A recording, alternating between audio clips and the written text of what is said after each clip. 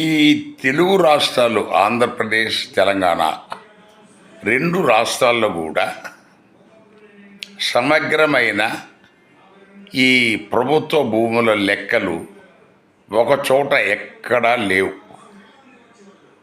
మనకు పబ్లిక్ డొమైన్లో మీరు ఎంత వెతికినా కనబడవు.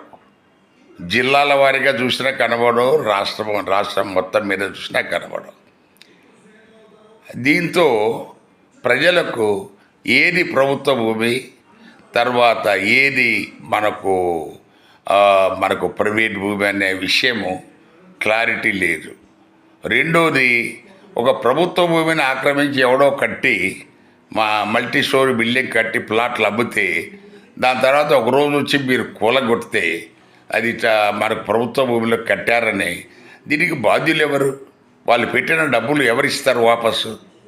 అంటే మీరు చేసిన తప్పుకు ప్రజలంతా మునిగిపోవాలా?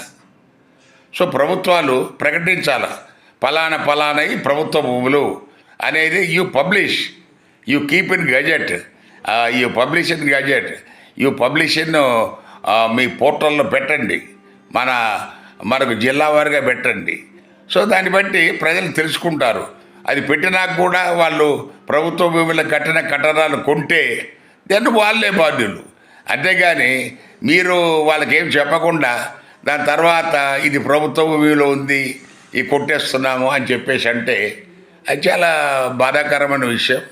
మనం దానివల్ల చాలా నష్టపోతారు. వాళ్ళ జీవితకాలం కూడబెట్టుకున్న డబ్బంతా అక్కడ పెట్టి కొంటే మనకి ఎవడైతే అమ్మాడో ప్రభుత్వం ఆక్రమించి వాడు హ్యాపీ, వాడిని మళ్ళీ మీరేం టచ్ చేయరు. సో ఇది మరి అలాంటప్పుడు ప్రభుత్వం వాళ్ళకి కాంపెన్సేషన్ ఇవ్వాలా.